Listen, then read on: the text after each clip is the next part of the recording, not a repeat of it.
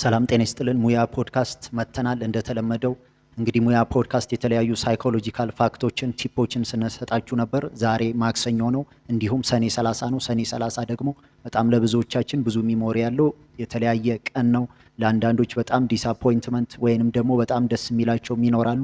ነገር ግን እንደ ተማሪ የአመቱ ሙሉ የለፋንበትን ውጤት የምናይበት እንዲሁም ደግሞ ሰራተኞች የፐርፎርማንስ ጉዳይ የተለያዩ መስሪያ ቤቶች ሪፖርት የሚያቀርቡበት ስለሆነ ከዛ ጋርም አያይዘን ስለ ፐብሊክ ስፒች የአደባባይ ንግግር እንዲሁም BFRB የሚባሉት ቦዲ ፎከስድ ሪፒቲቲቭ ቢሄቪየርስ የሚላቸው ሳይኮሎጂው ከልጅነት ጀምሮ ያዳበርናቸው ምናልባት ከክሮኒክ ቡሊንግ ጋር የሚያያዙ ያም ብቻ ሳይሆን ግን የተለያዩ የምናደርጋቸው አክሽኖች በጣም በተደጋጋሚ ሰው ስናናግር ሊሆን ይችላል ወይንም ደግሞ የአደባባይ ንግግርም ስናረግ በአጠቃላይ በሶሻል አክቲቪቲያችን የለመድናቸው ብዙ የምናረጋቸው ነገሮች አሉ። እሱም ምናልባት አንዳንድ ሰዎች ስናወራ እግራችንን በጣም ሼክ የምናረግ ከሆነ እንዲሁም ጸጉራችንን በጣም የምናሽ ከሆነ ጺማችንን የምናሽ ከሆነ እንዲሁም ሳያሳክከንም እንደሚያሳክከን ፊል የምናረግ ብዙ የምናክ የተለያዩ አክሽኖችን የምናረግ ከሆነ ያ ነገር ዝም ብሎ ከድብርት ወይንም ጊዜ ማሳለፊያ ብቻ የሚመጣ ሳይሆን ከተለያዩ ሳይኮሎጂካል ፋክቶች ጋር ይገናኛል። ምክንያቱም ያ ነገር በጣም በተለመደና ባደገ ቁጥር ሁሌ ዲስኮምፈርት ወይንም ከአንድ ከማንፈልገው ሲቹዌሽን ከማንፈልገው ነገር ለመውጣት ሆን ብለን ሳይሆን ሰውነታችን አስገድዶን በግድ የምናረገው ነገር ነው። ስለዚህ እነዚህ ቦዲ ፎከስድ ሪፒቲቲቭ ቢሄቪየርስ የሚላቸው ሳይኮሎጂው በጣም በተደጋጋሚ ልጅ ሆነን በእርግጥ እጃችንን የመብላት የመሳሰሉ ነገሮች አሉ። ግን አድገንም እስካይለቀን ድረስ ብዙ የተለያዩ የምናረጋቸው ነገሮች ይኖራሉ። ያ ደግሞ እንዴት ከፐብሊክ ስፒች ወይም ከአደባባይ ንግግር ጋር ተገናኝቶ የአደባባይ ንግግር ስናረግ ፕሬዘንቴሽን ስናረግ ሰዎችን ስናገኝ ኮሚኒኬት የምናረግበት መንገድ ላይ የሚያመጣውን ተጽዕኖ እንመለከታለን። እንዲሁም ደግሞ ቢዝነስ ኢንሳይደር 10 በጣም አሪፍ የሆኑ ሰዎችን ለማሳመን በጣም ጥሩ የተሳካለት የአደባባይ ንግግር ወይንም ፐብሊክ ስፒች ለማድረግ የሚጠቅሙንን ነገሮች አጋርቶናል። እነሱን እናያለን። አብራችሁን ቆዩ። ስለዚህ በመጀመሪያ ራሱ ቢዝነስ ኢንሳይደር የሚለው ሰዎችን ለማሳመን ወይንም በጣም የተሳካለት የአደባባይ ንግግር ለማድረግ ነርቨስነስ ኖርማል መሆኑን መገንዘብ ይኖርብናል። ምክንያቱም ይሄ ነርቨስነስ የማንኛውም ሰው የአደባባይ ንግግር በሚያደርግበት ሰዓት መጀመሪያ ላይ ከፍተኛ የሆነ የልብ ምቱ ሊጨምር ይችላል። እንዲሁም ደግሞ መንቀጥቀጥ ማላብም ሊኖር ይችላል። ግን የትኛውም የአደባባይ ንግግር የሚያደርግ ሰው ፌስ የሚያደርገው መሆኑን አውቀን በጣም ተረጋግተን ወዲያው ወደ ዝግጅታችን እንዴት ነው ያንን የምናስወግደው?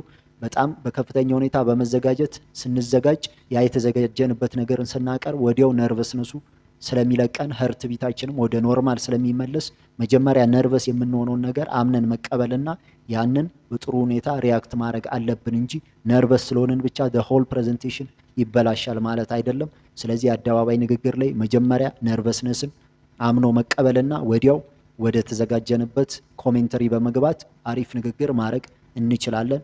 ስለዚህ ከነርቨስነስን አምኖ ከመቀበል በኋላ ደግሞ እዚህ ጋር ያያስኩት የቢዝነስ ኢንሳይደር ማስታወሻ አለ። ምን ይላል? ኦርጋናይዝ ዩር ማቴሪያል ኢን a very efficient way ይላል።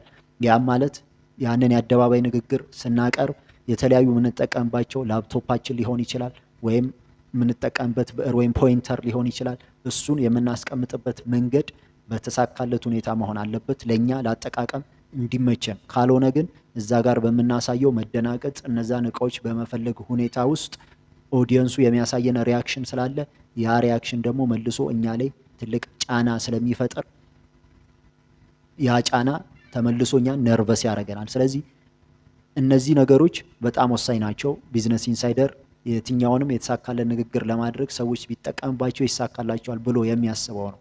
ስለዚህ ወደ ሰኔ 30 ስንመለስ ለምሳሌ ብዙ ጊዜ ሰኔ 30 ላይ የተለያዩ ፕሬዘንቴሽን ሪፖርቶች ይቀርባሉ። እዛ ውስጥ ብዙ ፍረስትሬሽን አለ። በመጀመሪያ ደረጃ ባለፈው ባወራናቸው ኤፒሶዶች የአንድን ነገር መሳካት እድል በጣም ከፍ የሚያደርገው ፕሮሰሱ ስለሆነ ውጤቱ ላይ ሳይሆን ፕሮሰሱ ላይ በማተኮር እነዛን ስቴፖችን በተጠና መንገድ በትክክል በመስራት በልምምድ በስራ ዓለም ስራ ሩቲን ስለሆነ ያንን ሩቲን ፕሮሰሱን ካወቀን ፕሮሰሱን በትክክል ከሰራ ነው ስራው የተሳካለት ይሆናል። ስለዚህ ከዚህ ከሰኔ 30 ፋቲግ እና በጣም ግርግር መደናገጥ ማውጣት የምንችለው ከመስከረም ጀምሮ በፕሮሰስ የምንሰራው ስራ ስለሆነ ጀስት ሰኔ 30 ውጤት ስለሆነ ፕሮሰሱ ትክክል ከሆነ ውጤቱ አሁንም ቢሆን ትክክል ይሆናል። ቢዝነስ ኢንሳይደር ላይ ስንመለስ 2 አይተናል። 3ኛ ምንድን ነው የሚለን? ቢዝነስ ኢንሳይደር አሪፍ የተሳካለት የአደባባይ ንግግር ወይንም ፐብሊክ ስፒች ለማድረግ እዚህ ጋር ያስኩት ማስታወሻ ላይ ምን ይላል?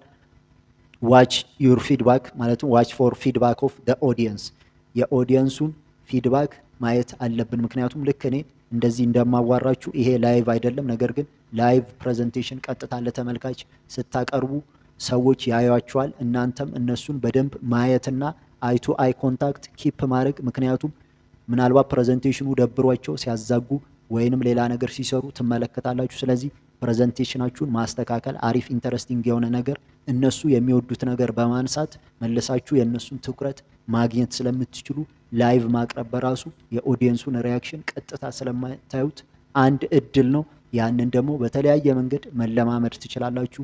የሙቪ ሪኮመንዴሽን ለምሳሌ አንድ ኪንግ የኢንግላንድ ሙቪ በጣም የሚቸገር የሚኮላተፍ ሰው የአደባባይ ንግግር ለማድረግ በጣም የተቸገረ ነገር ግን በኋላ ላይ ፐርፌክት ስፒች ያደርግ የነበረ ሰው አለ። ያንን ፊልም በኋላ አታች አረግላችኋለሁ ማየት ይቻላል። ስለዚህ እንደዚህ ያለ ቢዝነስ ኢንሳይደር ሲቀጥል 3 አይተናል። እንደገና 4ኛ ኖ ዩር ኦዲየንስ የሚል አለ። ይሄም ማለት የእናንተን ተመልካች ስታተስ፣ እኔ የማውራለት ተመልካች ህፃናት ናቸው፣ ወጣቶች ናቸው፣ ያረጁ ሰዎች ናቸው ወይስ ምንድን ነው የሚፈልጉት?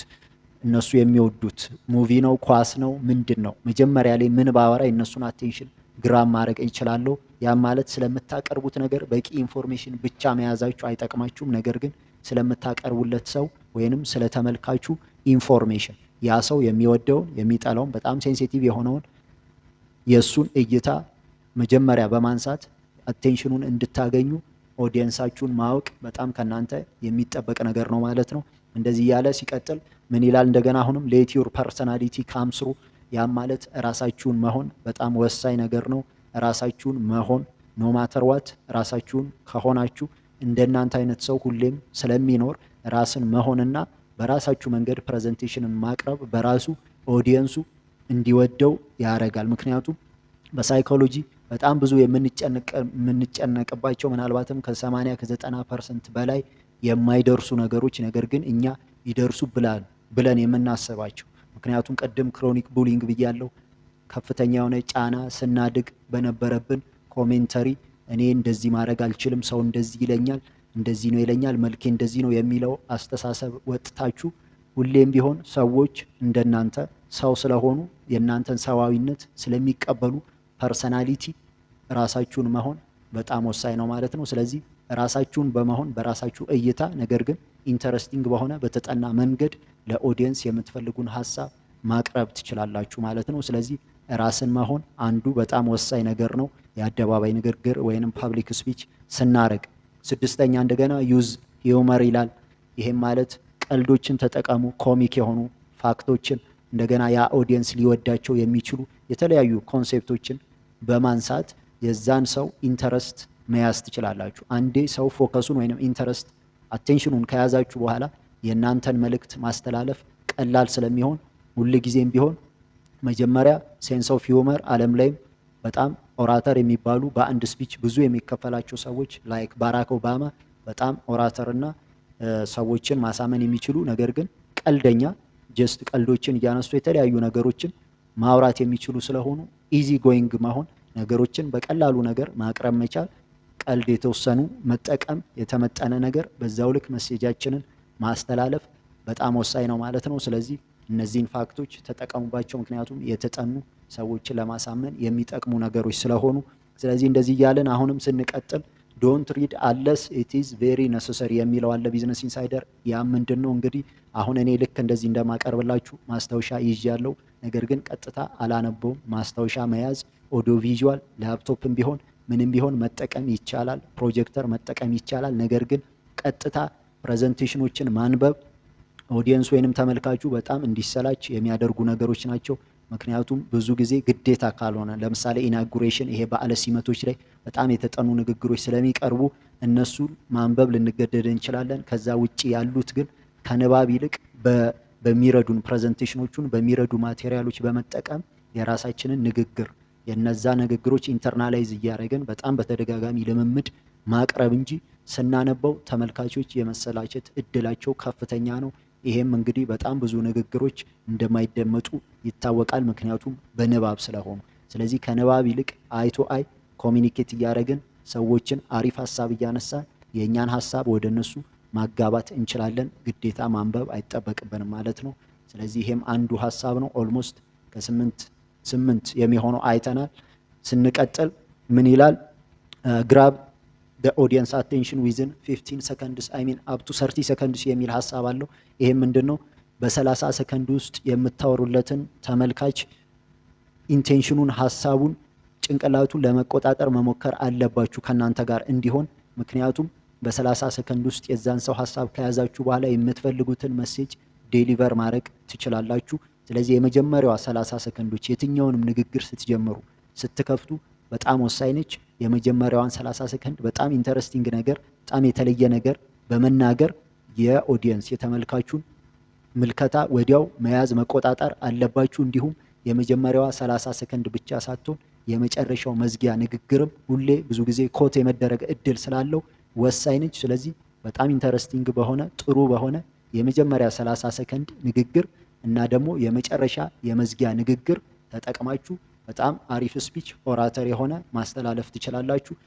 የመጨረሻው 10ኛው እንግዲህ ኦዲዮ ቪዥዋል የሆኑ የተለያዩ እናንተን ፕሬዘንቴሽናችሁን የሚረዷችሁ። አሁን ኤአይ እና ዲጂታል ዘመን ስለሆነ ስፒች በምታደርጉበት ሰዓት የሚጽፍ መጠቀም ትችላላችሁ፣ ስክሪን ቦርድ ወይንም ይሄ በጣም የተንዛዙ በፕሮጀክተር ብዙ ኖቶች፣ ጀንክና ቴክኒካል የሆኑ ነገሮች በተጠቀምን ቁጥር ኦዲየንሳችን የምናሰለጥነውም ሰው ሊሆን ይችላል የመሰላቸት እድሉ ከፍተኛ ነው። ስለዚህ ማድረግ ያለብን በጣም ፒክቶሪያል ስዕላዊ የሆኑ የተለያዩ ፕሬዘንቴሽኖችን ዳታዎችን በሚያምር ከለርፉል በሆነ መንገድ በመጠቀም እኛ ስናወራ ተከትሎ ዲስፕሌይ የሚሆን ነገር በመጠቀም ነው የኦዲየንስን ወይንም የተመልካችን እይታም ይሁን ሀሳብ መቆጣጠር የምንችለው እንጂ የተጻፉ የተንዛዙ በጣም ቴክኒካል የሆኑ ኖቶች ዲስፕሌይ ባረጉን ቁጥር የኛ ኦዲየንስ ወይንም የኛ ተመልካች እኛን የመከታተል እድሉ ዝቅ እያለ ይመጣል። ስለዚህ ሰኔ 30 ሁሌም ቢሆን አሪፍ የሚሆነው ለሪፖርትም ለአደባባይ ንግግርም ለየትኛውም ነገር ከመስከረም ጀምሮ የምናደርገው የስራ ውጤት ስለሆነ አንድን ነገር ከዚህ በፊት በነገርኳችሁ መሰረት በማጥናት ስቴፑን በከፍተኛ ፎከስ ደጋግሞ በመለማመድ ሰኔ 30ን መቀየር ይቻላል። እናመሰግናለን። በቅርቡ በተለያዩ ኮንቴንቶች ወደ እናንተ እንመጣለን።